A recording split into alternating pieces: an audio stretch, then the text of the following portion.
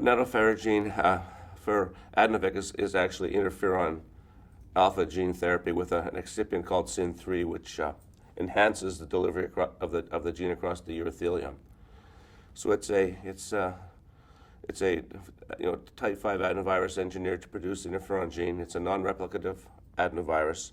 The replication sequence is removed. The interferon sequence is inserted.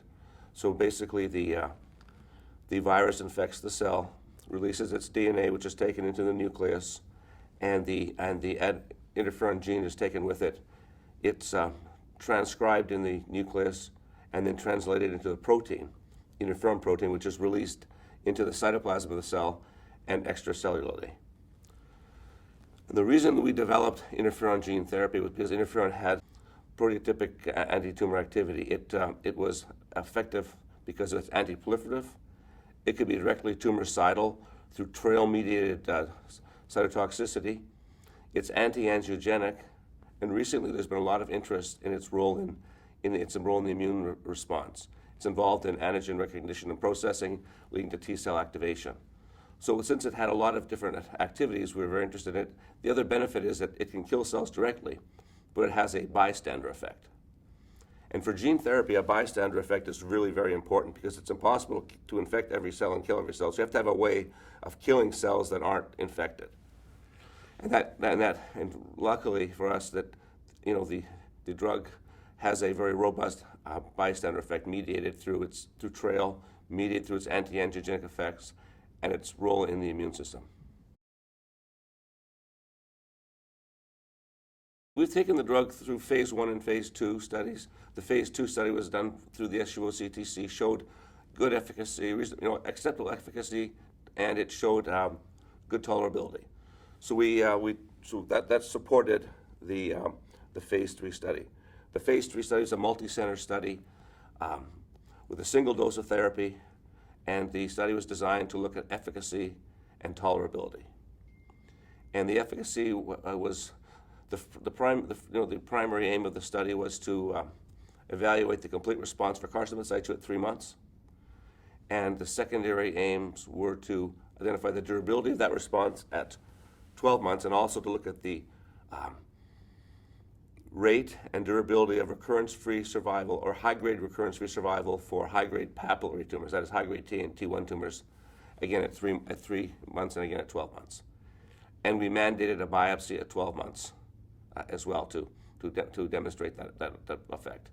At 3 months, the complete response for carcinoma in situ at 3 months was around 54%. And for the papillary tumors, it was somewhere around 73%.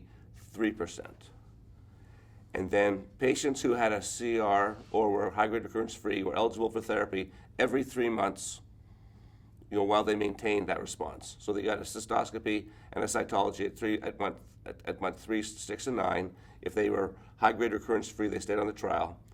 And then at month 12, in addition to the cytology and in addition to the cystoscopy, they had a mandated biopsy to add scientific rigor to the study.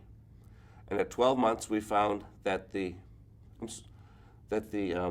complete response rate in carcinoma in situ was 24%, and I believe the recurrence-free survival for high-grade papillary disease was 44%. Looking at it a different way, if you looked at the durability of those patients who had a complete response at 3 months with carcinoma in situ, 45.5% maintained that response at 12 months. And for the persons with carcinoma in situ, 60% of those patients maintained that response at 12 months. So more than half the patients who had a complete response or high-grade recurrence-free at 3 months maintained it for the 12 months. We did the biopsy of the study because we wanted to add scientific rigor to our trial. We wanted to be sure that since we were developing a drug for a high-risk population, that the drug's activity was as advertised. So we felt the best way to do that was to do a biopsy at the 12-month time point when we were looking at durability.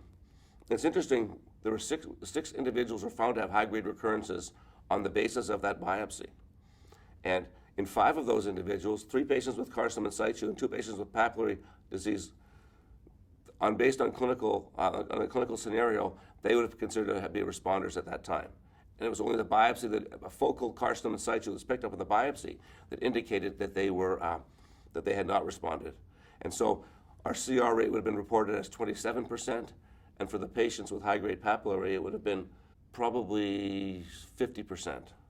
And so I think the importance of the biopsy was that we found occult disease that we otherwise would have considered to be not present. And I think that's important to consider the importance of a biopsy when developing a drug such as this before you can, so you can rely on the results that you present.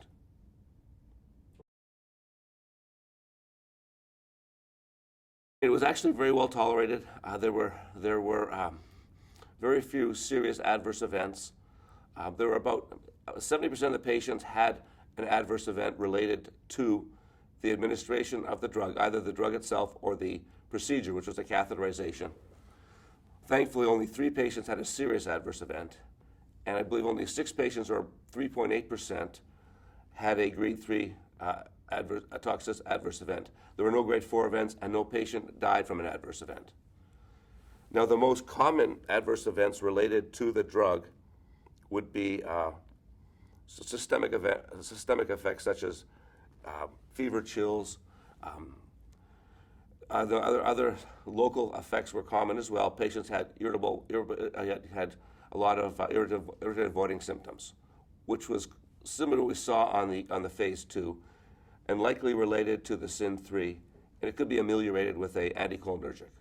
And so, and thankfully, the durability of these adverse events were short. They were self-limiting.